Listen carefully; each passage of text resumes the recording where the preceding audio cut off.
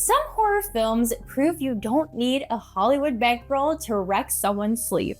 These movies were made with maxed out credit cards, borrowed cameras, and more guts than cash, yet they terrified millions and changed the genre.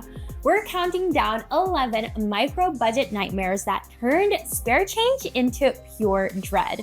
So grab your DIY spirit, dim the lights, and remember, terror is the one thing you can't underfund.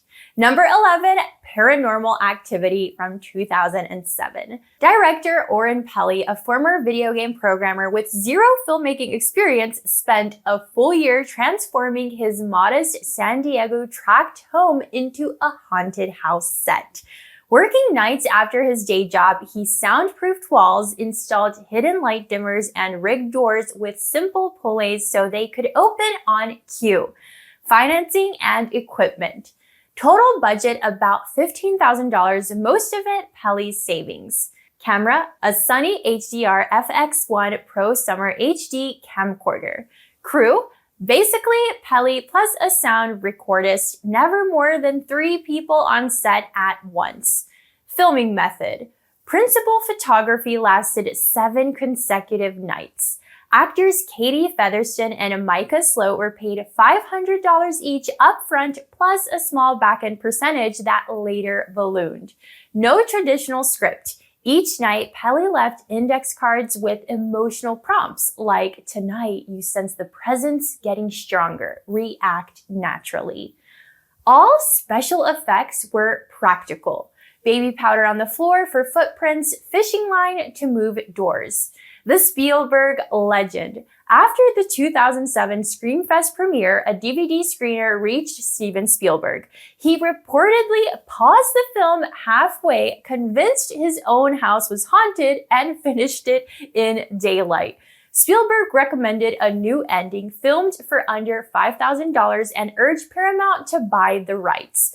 Marketing and release. Paramount launched the now famous Demand It campaign where fans clicked online to bring the film to their city, turning scarcity into national hype. The movie expanded from a handful of midnight screenings to more than 2,000 theaters within a month. Legacy, global box office, $193 million, a profit ratio still taught in film school economics classes. Spawned 6 sequels and re-energized the found footage genre for the next decade. Proved that a single locked-off camera can be scarier than any CGI phantom. Number 10, The Blair Witch Project, 1999. Before anyone coined the term viral marketing, Daniel Myrick and Eduardo Sanchez built an internet myth that fooled a generation. With only $60,000 raised from small investors, they set out to convince the world that 3 student filmmakers had disappeared in Burgettsville, Maryland. Guerrilla production. Shot in 8 grueling days using high-8 video and 16mm film, cast members Heather Donahue, Michael C. Williams, and Joshua Leonard were handed daily GPS coordinates instead of scripts. Each morning, they found new instructions in hidden film canisters, sometimes just a single sentence. To keep them unsettled, the crew reduced their rations and prowled the woods at night, playing unsettling noises through portable speakers. None of the actors knew when or how the story would end. Marketing masterstroke. Months before release, the filmmakers launched a primitive 1998 website packed with fabricated police reports, missing person flyers, and evidence photos. At Sundance 1999, Artisan Entertainment bought the film for $1.1 million, then doubled down on the true story angle with a fake TV documentary, Curse of the Blair Witch, which aired on the Sci-Fi Channel and drew millions. Box office impact? Final production cost after post-work, roughly $60K. Worldwide gross, about $248 million, setting a record for return on investment until Paranormal Activity surpassed it a decade later. Critical legacy?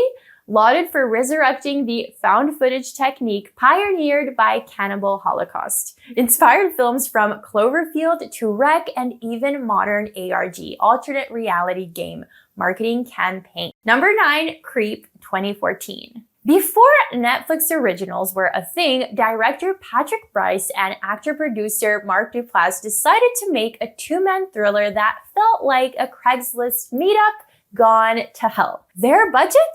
Under $100,000, financed through the Duplass brothers' small production fund and a few private backers. Production deep dive. Schedule and location. Shot over 5 non-consecutive days in and around a cabin near Lake Arrowhead, California. The entire crew fit into one SUV. Script or lack of one. They worked from a 10-page outline, not a screenplay. Each morning, Brice and Duplass outlined the day's emotional beats, then improvised dialogue in real time. Multi-hat filmmaking.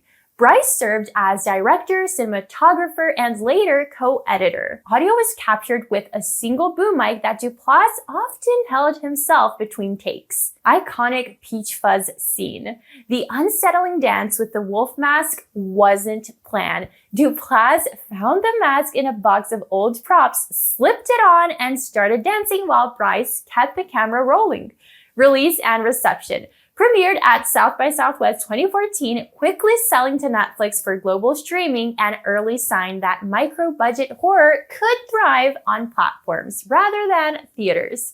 Critics highlighted its intimate menace. Duplass's overly friendly sociopath became an instant cult villain. Sparked a sequel, Creep 2 2017, and talk of a third installment still occasionally teased by Duplass. Legacy. Proof that found footage can be unnervingly personal and continues to be a favorite recommendation for anyone seeking a minimalist scare that feels disturbingly plausible. If you want more horror lore breakdowns like this, then hit subscribe. We're pushing toward our first 1,000 subscribers, and every new one genuinely helps us make more videos like this. Number 8, Pi, 1998. Before Requiem for a Dream or Black Swan, Darren Aronofsky was a 29-year-old NYU grad raising money by selling $100 shares to friends and relatives. 30 investors bought in, giving him a shoestring $60,000 budget to reshoot his paranoid number theory nightmare. Production deep dive. Format and equipment. Filmed on high-contrast 16mm with an Arriflex SR camera to create the gritty, almost newsreel look and to hide budget limitations. Locations. Entirely guerrilla. New York rooftops, subways, and apartments filmed without permits. The crew often grabbed shots and disappeared before transit police arrived. Crew size? Fewer than 10 people, many wearing multiple hats. Aronofsky's college roommate Sean Goulet starred as Max and also helped wrangle locations. Score and sound. Clint Mansell composed the pulsing electronic soundtrack on a tiny home setup, creating the signature sound that launched his career. Festival and box office. Premiered at Sundance 1998, winning the directing award for Aronofsky and selling to Artisan Entertainment for $1 million. Grossed $3.2 million domestically, pocket change for studios, but an enormous return for its backers, all of whom reportedly received more than 700% profit on their $100 investments. Legacy became a touchstone for DIY filmmakers and math-themed thrillers alike. Its stark visuals and throbbing score influenced everything from music videos to the aesthetics of Mr. Robot, cemented Aronofsky as a visionary capable of turning pure obsession into high art. Okay, so you've seen how these directors turned nothing into something truly terrifying. If you had just a few $1,000s and a camera, which of these filmmaking approaches would you use to make your own horror movie?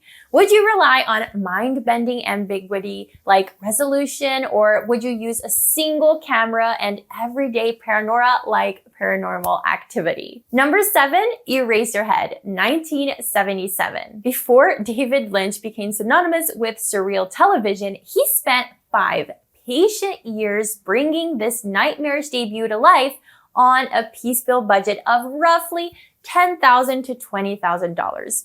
Production deep dive. Origin story. conceived while Lynch was a student at the American Film Institute in Los Angeles. Initial AFI grant money covered only a few months, forcing Lynch to pause and work odd jobs, paper routes, landscaping, while continuing to shoot scenes whenever he scraped together cash. Location and set design. Filmed almost entirely in a series of abandoned stables on the AFI campus that Lynch and crew slowly transformed into an otherworldly factory landscape. DIY ingenuity.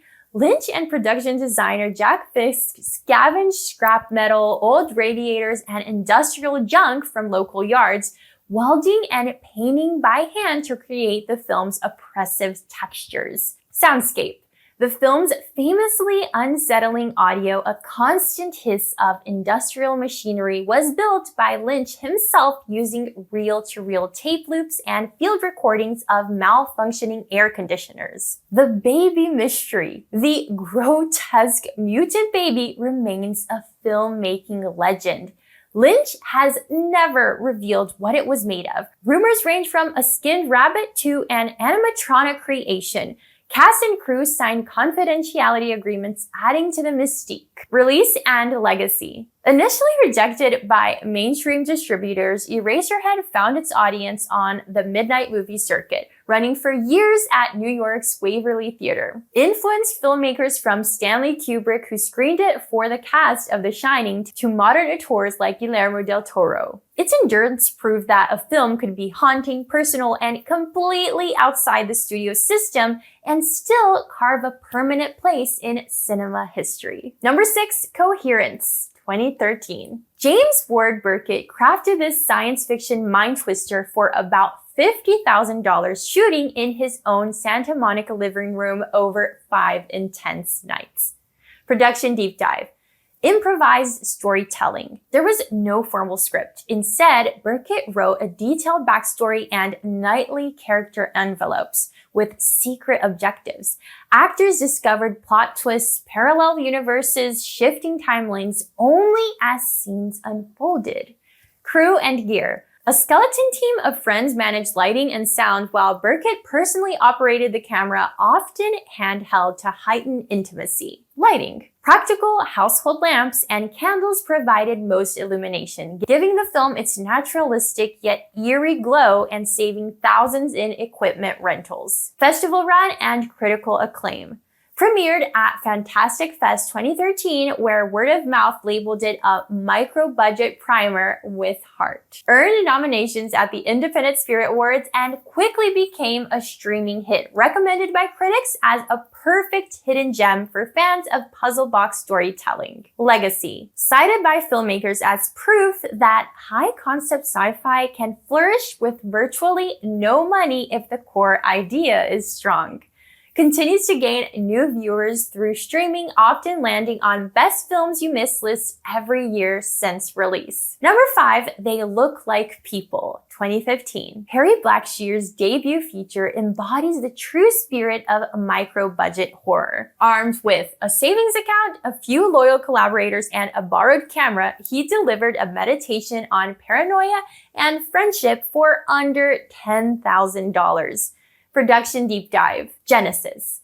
Blackshear, frustrated with years of stalled projects, challenged himself to create a film with resources he already had: close friends, access to New York apartments, and sheer determination. Crew size. Never more than 5 people on set, often just Blackshear, a sound recordist, and the 2 leads. Multi-hyphenate filmmaking. Blackshear wrote, directed, shot, edited, and designed the sound himself. He used a Canon 5D Mark II DSLR with vintage prime lenses to keep the aesthetic intimate and warm despite the creeping dread. Actor collaboration. Leads McLeod Andrews and Evan Dumichel rehearsed for weeks, refining their friendship dynamic until it felt lived in. Many key conversations were loosely scripted to allow genuine overlapping dialogue. Locations, Friends' apartments, rooftops, and alleyways doubled as sets. They relied almost entirely on practical lighting and New York's ambient sound. Festival journey and reception. Premiered at Slamdance 2015, where it won the Grand Jury Prize for Best Narrative Feature. Critics praised its empathetic treatment of mental illness while still delivering moments of shocking tension. Picked up by Gravita's Ventures for streaming and DVD, slowly building a reputation as a quietly devastating genre piece. Legacy. Frequently cited by indie filmmakers as proof that deep character work and atmosphere can outshine elaborate scares. Remains a go-to recommendation for audiences seeking horror that's as emotional as it is unsettling. Number 4, The Battery, 2012. Jeremy Gardner's The Battery shows how character-driven storytelling can thrive in zombie subgenre for a mere $6,000 a budget many productions spend on a single prop weapon. Production deep dive. Financing. Gardner pulled personal savings and small contributions from friends. Crew and equipment. A skeletal team of 5 using a Canon 5D DSLR and natural daylight for nearly every shot. Locations. Filmed across rural Connecticut over 15 days, often without permits. Local residents played zombies for free, compensated only with pizza and beer. Creative efficiency. Gardner wore multiple hats: writer, director, lead actor, and editor, while producer Christian Stella doubled as cinematographer and even cooked meals for the cast and crew. Improvised atmosphere. With no money for set design, the team leaned on abandoned houses, overgrown fields, and foggy mornings to create a believable post-apocalyptic landscape.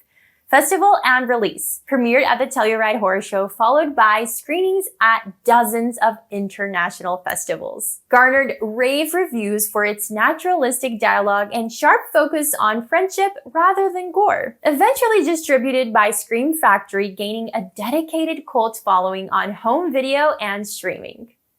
Legacy. Often hailed as one of the best modern zombie films despite its tiny budget, demonstrates that authentic human relationships can be more gripping than waves of undead extras. Number 3, Host, 2020. Shot at the height of the COVID-19 lockdown, Host became the quintessential pandemic horror. Director Rob Savage and his small British crew completed the film in just 12 weeks from idea to release, spending about $35,000. Production deep dive. Concept origin. Savage pranked friends on a Zoom call by pretending to be attacked in his attic, posted the clip online, and it went viral. Producer friends at Shudder immediately asked if he could expand the idea into a feature. Remote filmmaking. Because of lockdown restrictions, the actors became their own camera operators, lighting techs, and stunt coordinators. Savage held daily rehearsals via Zoom to choreograph scares and teach them how to rig practical effects. DIY effects. Kitchen cupboards were wired to slam shut with fishing line. One actor's chair was pulled across the room using a bungee cord anchored to a radiator. Each performer learned basic pyrotechnics for candle flares and spark effects over video calls. Release and impact.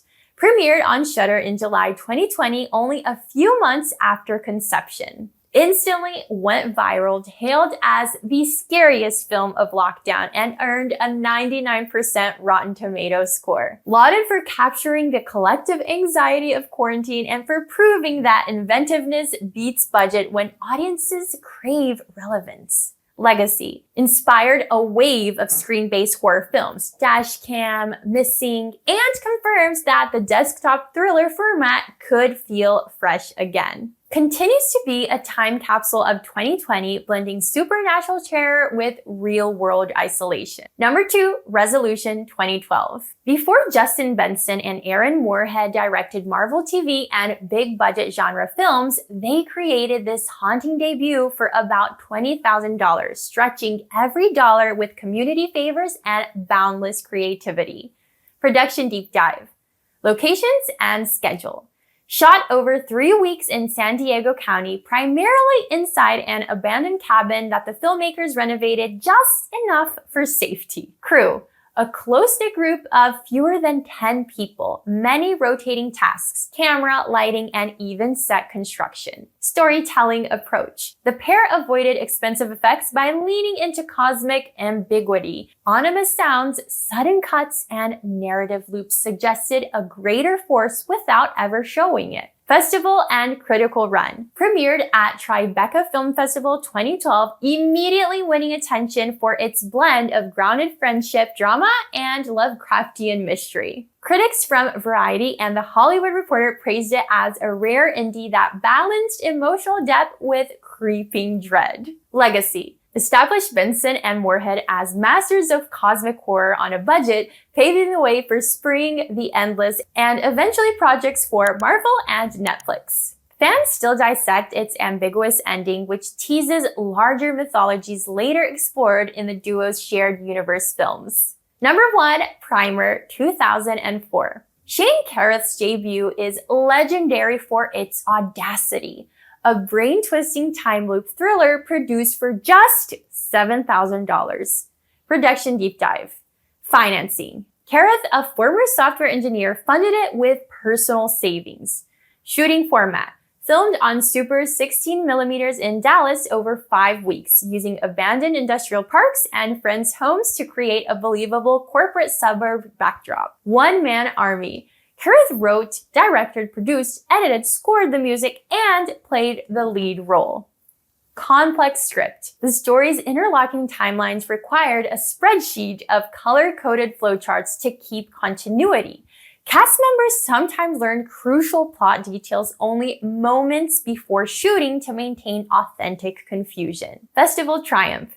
Premiered at Sundance 2004, where it won the Grand Jury Prize and the Alfred P. Sloan Feature Film Prize for Best Depiction of Science. Critics compared its ingenuity to early Hitchcock and Kubrick and praising its refusal to dumb down the science. Lasting influence.